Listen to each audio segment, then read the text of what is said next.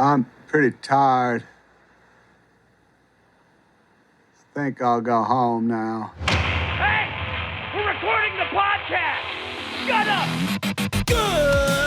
Good morning to you, wherever you are, because it is a morning somewhere for June 20th, 2024. My name is Bernie Burns. Sitting right over there, it's the queen of sports day. Ashley Burns. Say hi to Ashley, everybody. No, thank you. I don't need a medal. You got your crown. A sticker will do. So yesterday was, we're the job today, we're tired because we're just running around. We have a house full of guests, as we said before, and we're like running around. Yesterday was a uniquely UK day for school children, which was our kids' sports day at school. And I guess we have field day, or we used to have field day like back in the 50s at U.S. schools, but I feel like it's not a thing. It's not a thing anymore, When right? you were at school at the 50s, I remember having field days at school, but what I don't remember is that necessarily being a parents involved thing. I remember it as the day where, the kids would all go outside and be crazy, and that was, the intended effect is like, get out, run around, wear them out, have a nice time. Spring's here. And we're just about to send them off for the summer. So off you go. And sports day is a thing here in the UK. Well, it's a thing here in Northern Scotland, but I guess it's a thing in all of the UK because Princess Diana very famously participated in, was it William or Harry's sports day they at both school? went to that school, but from what I understand, it was Prince Harry's sports day at school, and she ran in the mums race. So they will call out the parents to do like dad's race. We did dad's first and then mom's. But Princess Diana got out there as a member of the royal family and like hiked up her skirt, Like took off her shoes and ran barefoot and tried to win. Like she gave it her all. And it was, one of those moments with Princess Diana that was extremely endearing. I wonder, Ash, do people in the UK understand like how beloved Princess Diana was in the US? I don't know. That might be one of those regional things. I do know. I just know that she was very well loved in the U.S. Everyone thought she was just the bee's knees. And I remember this photo of her in particular was considered one of those really like down to earth moments. That's a good way to put her. it. Yeah. I was trying to figure out what the right description of it was, like working class or something, but that wasn't right. But yeah, just down to earth. Yeah, it really endeared her to people. Yeah. And so we got our first chance to replicate that photo. Ashley did. Yesterday they did the dad's race and Bernie participated. They did a mom's race. And So I let me ask you a raced. question about that. So we all knew this was coming. Like it's a thing. They call out the parents at some point to come up and do the race. And then there's a bunch of, I just went straight out there as soon as they called for the dads. And then there was a bunch of milling around. Did I not partake in the courtesy of like, oh, I don't know, should I, or Maybe we're missing some unique part of like the British culture? Yeah, like the ritual of it. Maybe the milling around is a cultural detail that we've missed. But yeah, no, you were out there. I consider that is like you were raising your hands. You're like, I volunteer as tribute, and everyone else was like, oh, okay, well. Then the other dads were like, I don't know, should I, whatever. And then they rip off their warm up pants. They have full running gear on underneath.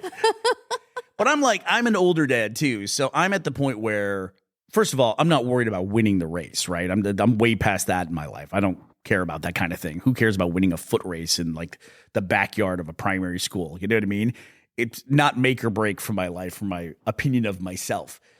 The main thing to me was you want to be able to show kids like, hey, show up. When there's an opportunity, don't get embarrassed by stuff. Just get out there and do it. You know what I mean? Because it's way less important to like lose a race or perform poorly in a race than it is to just sit on the sidelines and not participate. That's way worse long term. Sure. And you want to demonstrate that to kids. Like get out there and have fun. Be part of it. Just be willing to participate. And I get it too. Especially with parents, there's people of lots of different abilities, but for the majority of cases, it's usually just bullshit within your own head. Like you don't want to be embarrassed or something like that, and just get over it. It's like something we've all got like left over from school days or something. I don't even know, but it was a good time. It was a good time. I always try to tell the kids when they were growing up, the older kids, nobody's paying more attention to you than you.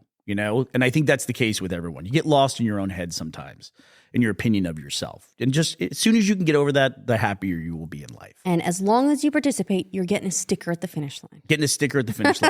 So there's a couple of things. We had a great parenting moment yesterday. when we came to this thing. Actually, we were racing because we took the older crew, Teddy's friends, on a distillery tour because they're all over 18, so they can go to a distillery and do a tour of it. And then we had to race back to the school to make it, and we barely made it in time. So we showed up like just as the thing was starting, and we walked in, and all the kids were there getting ready, and most of the parents were already there. And there's a video online of a little girl who's in a play in America, must be America, because it's like one of these American suburban schools, kind of like what JD and Teddy went to, where there's like 500 parents in the audience with cameras, and looks like hundreds of kids on stage, and she's scanning the audience for her parents, and the video is from her parents' perspective. They're filming it. And so you can see the moment she spots her parents, and she just lights up, that her parents showed up for her. And we had that when we came in, when Finn saw you and me, and he was just like, It was great. It's like he expanded. yeah. It was really cool. And then we had a group He's of blowing like kisses. Yeah, and we had a group of like 4 strapping lads coming with us. We're like, yeah, Finn. Oh, yeah, we brought because And, we were late from the distillery, so we had to bring them all with us, and they were like, they were cheering him on. a and quarter of the crowd was just yelling for Finn. It was so great. It's really small class sizes up here. But then we had they call it sports day, but it's really just racing in different ways day. Yeah, so like they had the race where you start here and then you run to the other side. And even that was chaotic enough. And then they were like, let's do one where we bounce eggs on spoons and do the eggy spoony race. And I'm happy to report that although he was one of the slowest, Finn took immaculate care of that egg. It's all those collecting eggs. It's all from the chickens. collecting eggs. He's used to us being like, no, don't break it. It was really important. That's one of his chores, is to collect the eggs. So he was like, I'm doing my work right now. Leave me alone. He took such good care of that egg. And then they had like what they Sack call race. they had the sack race. They had what they call a monkey race, which is that they're all like on their all fours, like hands and feet, and scrambling across the lawn. And then they had to climb the ninja wall. They got in a 4-man stack and had to breach a door. go after P2.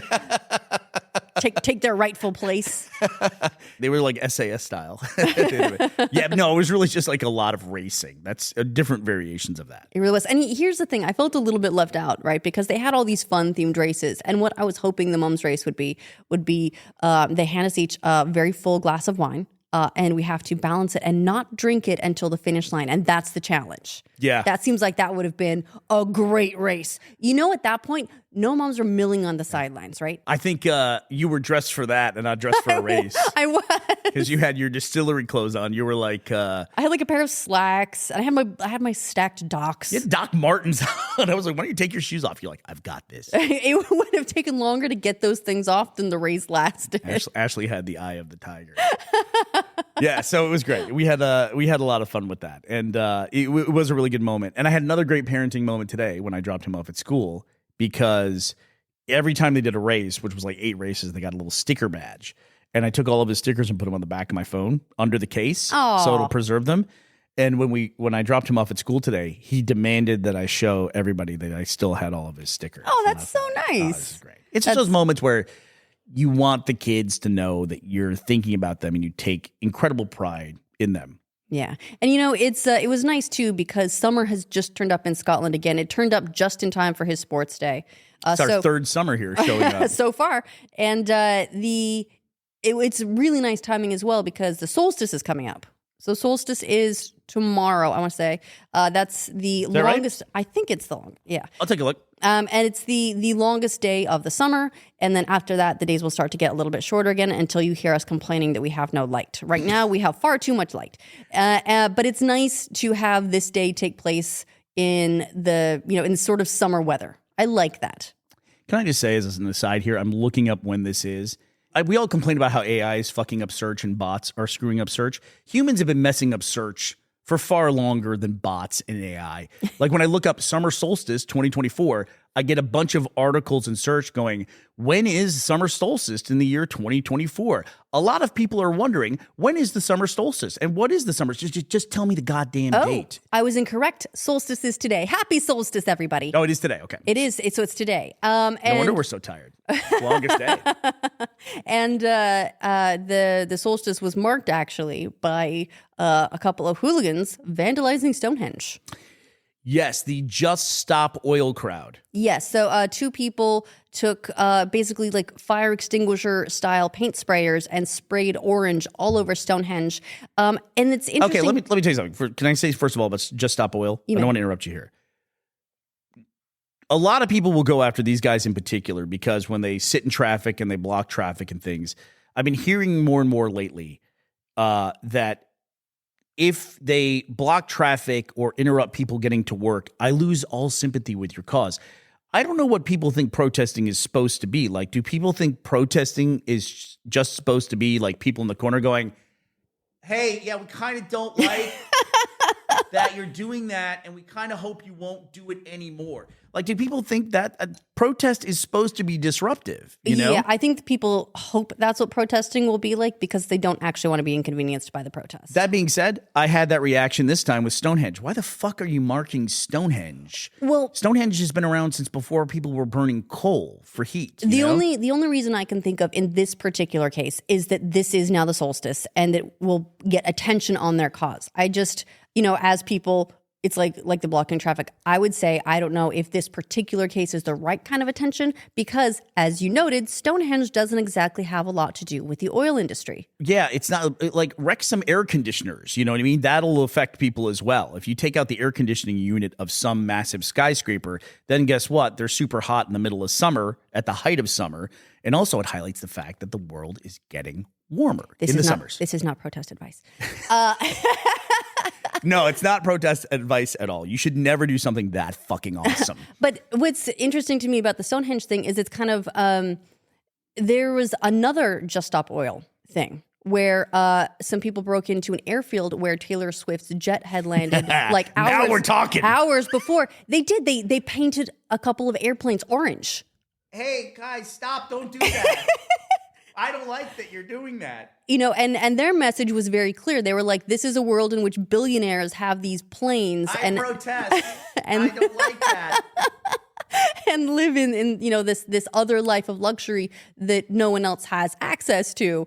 And that things like planes are a reasonable target for something like an oil protest. Yeah. Right? Listen, this is property damage and vandalism. And you should never, ever, ever do something that fucking awesome.